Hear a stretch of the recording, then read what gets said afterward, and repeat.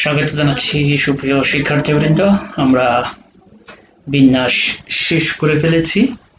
আজ থেকে আমরা নতুন টপিক শুরু করব, সমাবেশ। আমাদের চ্যাপ্টারের নাম ছিল বিন্যাস এবং সমাবেশ। আমরা বিন্যাস অংশ শেষ করে ফেলেছি।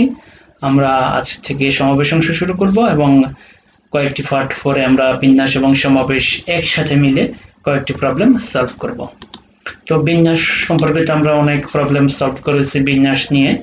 সেখানে আমরা বলেছিলাম বিন্যাস মানে হচ্ছে সাজানো, শুধু এদিক সেদিক করে সাজানো, বিভিন্ন শর্ত সাপেক্ষে সাজানো। বিন্যাস মানে হচ্ছে শব্দ গঠন করা, ফোন নাম্বার তৈরি করা, পাসওয়ার্ড তৈরি করা, এগুলি হচ্ছে বিন্যাস। বিন্যাস এগুলাই কাজ। কিন্তু সমাবেশ তার থেকে একদম ভিন্ন। সমাবেশ হচ্ছে দল গঠন করা, বাছাই করা। তো চলো আগে আমরা সমাবেশের বেসিকটা জেনে নিই। যারা বিন্যাস ভালোভাবে শেষ করেছো তারা সমাবেশও সহজেই বুঝতে পারবা। A combination is a selection of things in any order. এখানে ক্রমের কোনো স্থান নেই। বিন্যাস মানে হচ্ছে যে কোনো ক্রমে বস্তু বাছাই করা বা কোনো জিনিসকে বাছাই করা, কোনো জিনিসকে বাছাই করা। বিন্যাস মানে, সমাবেশ মানে হচ্ছে বাছাই করা, বিন্যাস মানে হচ্ছে সাজানো। মনে রাখবা, আমরা একবারে শেষ পর্যায়ে বিন্যাস এবং সমাবেশের একসাথে প্রবলেমকে সলভ করবো, একসাথে প্রবলেম সলভ করবে। যে বিন্যাস এবং সমাবেশ নিয়ে একসাথে আমরা প্রবলেম সলভ করব। সেখানে আমরা প্রথমে বিন্যাসের ফর্মুলা প্রয়োগ করব, সমাবেশের ফর্মুলা প্রয়োগ করব, দেন আমরা বিন্যাসের ফর্মুলা প্রয়োগ করব। অর্থাৎ আগে আমরা একটা পাত্র থেকে বাছাই করব, বাছাই করার পরে ওই বস্তুগুলোকে আমরা সাজাবো। তাহলে মনে রাখবা, আমরা আগে বাছাই করব, তারপর আমরা সাজাবো। তো কম্বিনেশন হচ্ছে যে কোনো ক্রমে বাছাই করা। আসলে সমাবেশ কতগুলো বস্তু বা সংখ্যা থেকে প্রতিবারে কয়েকটি বা সবকটি নিয়ে যতভাবে দল গঠন করা যায় তাদের প্রত্যেকটিকে এক একটি সমাবেশ বলে। আমরা বিন্যাসের সময় বলেছিলাম যত প্রকারে সাজানো যায়, আমরা বিন্যাসের সময় বলেছিলাম যত প্রকারে সাজানো যায় তাদের প্রত্যেকটিকে এক একটি বিন্যাস বলে। কিন্তু এখানে হচ্ছে দল গঠন করা যায়। যেমন রহিম করিম, করিম রহিম একই জিনিস। দলের ক্ষেত্রে রহিম করিম, করিম রহিম একই জিনিস, একটা দল। রহিম করিম অথবা করিম রহিম, এখানে দল কিন্তু একটা, বাট বিন্যাস কিন্তু দুইটা। মনে রাখবা, রহিম করিম, করিম রহিম, বিন্যাস দুইটা কিন্তু দল একটা। তাহলে কতগুলো বস্তু বা সংখ্যা থেকে প্রতিবারে কয়েকটি বা সবকটি নিয়ে যতভাবে দল গঠন করা যায় তাদের প্রত্যেকটিকে একটি সমাবেশ বলে। যেমন এ বি সি সংখ্যা তিনটি থেকে প্রতিবারে দুটি নিয়ে দল গঠন করা যায়। দেখো A B, B C, C A, তিনটি দল। যেমন বিন্যাসের ক্ষেত্রে আমরা বলেছিলাম A B, B A, B C, C B, C A, A C. বিন্যাসের ক্ষেত্রে কিন্তু ছয়টা, বিন্যাসের ক্ষেত্রে কিন্তু 6 প্রকারে সাজানো যায়, বাট দলের ক্ষেত্রে দেখো মাত্র 3টে দল। যে 3টা বস্তু থেকে অথবা 3জন ব্যক্তি থেকে 2জনকে নিয়ে আমরা 3টি দল গঠন করতে পারি। তাহলে দেখো এ বি, বি এ, তুমি যাই বলো না কেন একই জিনিস, বি সি, সি বি একই জিনিস, এ সি, সি এ একই জিনিস। তাহলে কতগুলো বস্তু থেকে কয়েকটি বা সবকটি নিয়ে যতভাবে দল গঠন করা যায় তাদের প্রত্যেকটিকে এক একটি সমাবেশ বলে। তাহলে এখানে সমাবেশ সংখ্যা হচ্ছে 3। আবার এবিসি থেকে যদি আমরা 3টা থেকে 3টাই নিই তাহলে একটা দল গঠন করা যাবে। অর্থাৎ 3জন ব্যক্তি এবিসি অথবা রহিম করিম জলিল, এই 3জন ব্যক্তিকে নিয়ে একটা দল গঠন করা যাবে। কিন্তু যদি বলে বিন্যাস তাহলে কিন্তু চেঞ্জ হয়ে যাবে, 6টা হবে। তাহলে এবিসি 3টে বস্তুকে নিজেদের মধ্যে 6 প্রকারে সাজানো যায়। তাহলে দেখো বিন্যাস আর সমাবেশের ভিতরে কিন্তু অনেক পার্থক্য। এই পার্থক্যটা যদি তুমি বুঝতে পারো তাহলে তোমার কাছে বিন্যাস এবং সমাবেশ দুইটাই সহজ মনে হবে। তুমি প্রশ্ন পড়ে তোমাকে বুঝতে হবে যে কোনটা বিন্যাস কোনটা সমাবেশ। এখন থেকে তুমি দেখবে গোলাই ফেলবা যে তুমি কি বিন্যাসের সূত্র প্রয়োগ করবে না সমাবেশের সূত্র প্রয়োগ করবে। কিন্তু তোমার প্রশ্ন পড়ে তোমাকে বুঝে নিতে হবে।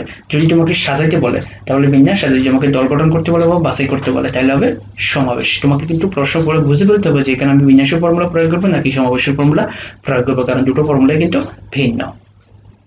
এখন আসো পি কিউ আর, এদের কম্বিনেশন তৈরি করবো আমরা। দেখো no repeat will be allowed, কোনো বর্ণ রিপিট করা যাবে না। অর্থাৎ এ বি, বি এ এইভাবে করা যাবে না, কারণ A B R B A একই জিনিস। সমাবেশের ক্ষেত্রে এদের কোনো স্থান নেই। দেখো তাহলে আমরা পি আর কিউবে নিলাম। দেখো এরপরে দেখো আমরা প্রতিবারে 2টা করে নিচ্ছি। দেখো তাহলে কত প্রকারে সাজানো যায়। দেখো প্রতিবারে 2টা করে নিলে 6 প্রকারে সাজানো যায়। কিন্তু একটা বিষয় তোমরা খেয়াল করো, P Q R Q P একই জিনিস। তাহলে কিউ আর আর কিউ একই জিনিস, পি আর আর পি একই জিনিস। তাহলে এখানে দল হচ্ছে 3টা, এখানে দল হবে 3টা। তোমরা ভালো করে দেখো এখানে দল হচ্ছে শুধুমাত্র কয়টা, শুধুমাত্র 3টে দল। এখানে দল হচ্ছে 3টা, যেমন ধরো রহিম, করিম, জলিল, এই 3জন ব্যক্তি থেকে আমরা 2জন করে নিয়ে কয়টা দল গঠন করতে পারবো? দেখো প্রতিবার 2জনকে নিয়ে, দেখো রহিম, করিম, রহিম একই জিনিস। দেখো বিন্যাস যদি হয় তাহলে কিন্তু এখানে কিন্তু দুটো বিন্যাস, খেয়াল করো এখানে একই ব্যক্তি, রহিম, করিম, রহিম একই ব্যক্তি, জলিল, রহিম, জলিল, রহিম একই ব্যক্তি। দেখো দুই জায়গায় একই ব্যক্তি, জলিল, করিম, জলিল একই ব্যক্তি। তাহলে দেখো বিন্যাস যদি হইতো তাহলে করিম, রহিম, জলিল এদের থেকে প্রতিবারে 2জনকে নিয়ে আমরা 6টা বিন্যাস অর্থাৎ 6 প্রকারে সাজাতে পারতাম এদেরকে পাশাপাশি দাঁড় করাইয়া। কিন্তু যদি সমাবেশ আসে তাহলে রহিম, করিম, জলিল প্রতিবারে 2জনকে নিয়ে আমরা 3টি দল গঠন করতে পারবো, কারণ রহিম, করিম, রহিম একই জিনিস। এখানে যা আছে অর্থাৎ এখানে যারা আছে এখানেও তারাই আছে। তাহলে এখানে যারা আছে এই দুটোতে একই ব্যক্তি, এই দুটোতেও একই ব্যক্তি। দেখো তাহলে টোটাল এখানে 3টি দল গঠন করা যাবে। তাহলে রহিম, করিম, জলিল থেকে প্রত্যেকবার 2জনকে নিয়ে 3টি দল গঠন করা যাবে। এবার আসো এ বি সি ডি ই থেকে প্রতিবারে 3টা করে নিয়ে দেখো কয়টা দল গঠন করা যায়।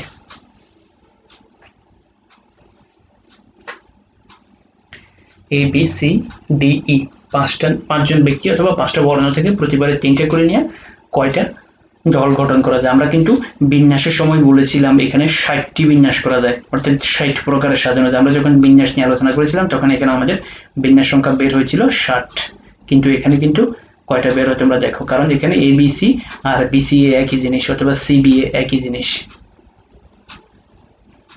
দেখো কোথাও কোনো রিপিট হচ্ছে না, এখানে যারা আছে এখানে কি দেখো এখানে এবিসি, এখানে এবিডি, দেখো দুটোর ভিতরে দেখো পার্থক্য আছে, এখানে এবিডি, এখানে এবিই, এখানে দেখো এসিডি, এখানে এবিই, পার্থক্য আছে। তাহলে এটি হচ্ছে সমাবেশে ক্রম কোনো স্থান নেই, এখানে যে কোনো ক্রমানুসারে আসতে পারে, এখানে যে কোনো ক্রমানুসারে আসতে পারে। In any order combination is a selection of things in any order, এটা মনে রাখতে হবে। কম্বিনেশন মানে হচ্ছে বাছাই করা বা দল গঠন করা, কম্বিনেশন মানে হচ্ছে বাছাই করা বা দল গঠন করা। এখন আসো কম্বিনেশনের সূত্র একটাই, সেটা হচ্ছে এনসিআর। কম্বিনেশনের সূত্র হচ্ছে এনসিআর। তবে একটা বিষয় তোমরা দেখো, এনসিআর সমান এনপিআর বাই আর ফ্যাক্টর, অর্থাৎ বিন্যাসকে আর ফ্যাক্টোরিয়াল দ্বারা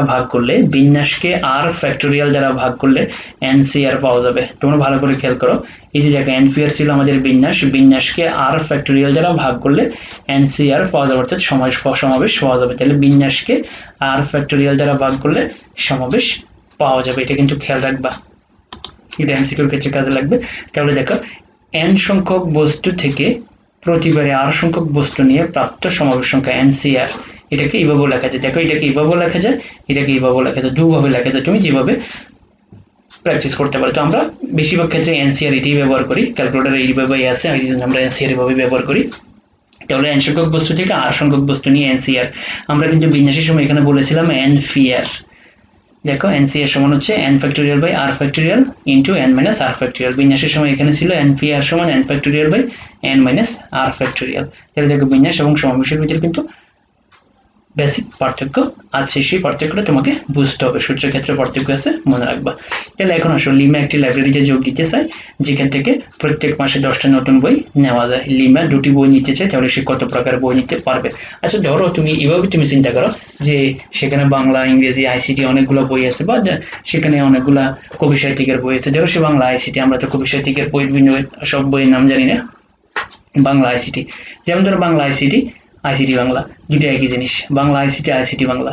এখন সে কি নিল? সে বাংলা আইসিটি নিল, আইসিটি বাংলা নিল, তাহলে তো হইল না। কারণ এই ক্ষেত্রে তোমাকে মনে রাখতে হবে যে এখানে একই জিনিস বারবার আসবে না, অর্থাৎ এখানে রিপিট হবে না, আমরা কিন্তু এখানে সাজাচ্ছি না, আমরা এখানে বাছাই করতেছি। আমরা এখানে কি করব? বাছাই করব। তো দেখো সে কয়টা বই নিতে পারবে? 10টা বই নিতে পারবে। এখন সে নিবে কয়টা? 2টা। তাহলে 10টা বই থেকে 2টা বই নেওয়া যায়। দেখো 10C2। তাহলে আমাদের সূত্র হচ্ছে এটা, এনসিআর সমান N factorial by R factorial into N minus R factorial. তাহলে কি হবে দেখো, আমরা এই ফর্মুলা অনুযায়ী লিখে পেলাম। এখন যদি আমরা এটাকে ক্যালকুলেশন করি, যে তোমরা তো এইভাবে এইভাবে ক্যালকুলেশন করবো না, তোমরা সরাসরি ক্যালকুলেটর ব্যবহার করে ফেলবো, তাহলে দ্রুত হয়ে যাবে। এই ধরনের প্রশ্ন শুধুমাত্র এমসিকিউতে আসতে পারে।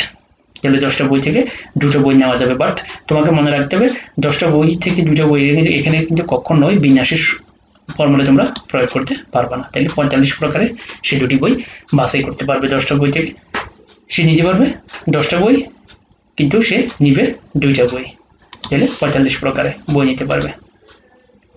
এখন আসো, হ্যারি একটি ক্লাবে যোগ দিতে চায় যেখান থেকে প্রত্যেক মাসে 12টা নতুন ডিভিডি নেওয়া যায়। যদি হ্যারি 4টা ডিভিডি নিতে চায় তাহলে সে কত প্রকারে নিতে পারবে? তাহলে নেওয়া যায় কয়টা? 12টা। নিবে সে কয়টা? 4টা। তাহলে 12টা থেকে 4টা। দেখো এখানে কিন্তু বিন্যাস হবে না, এখানে হবে সমাবেশ। 12C4 আমরা এই ফর্মুলা প্রয়োগ করবো। তাহলে দেখো সিমিলার নাম্বারগুলো কাটা যাবে। কাটা যাওয়ার পরে আমরা আমাদের ফলাফল পেয়ে যাব 495 প্রকারে। দেখো এবার আসো, এটাই একটা ইম্পর্টেন্ট টপিকস।